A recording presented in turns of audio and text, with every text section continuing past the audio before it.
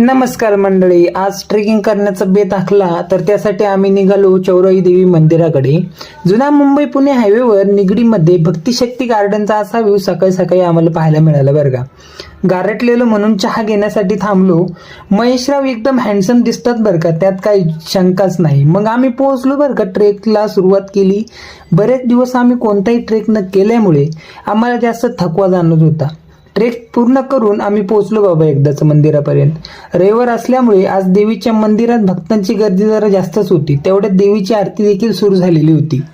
त्यानंतर लगेच ओम नावाचा जप देखील इथे करण्यात येतो बरं का. जेव्हा आम्ही देवीचं दर्शन घेऊन बाहेर आलो ना, तेव्हा आमच्या चेहऱ्यावर एक वेगळाच आनंद जाणवत होता बरं का.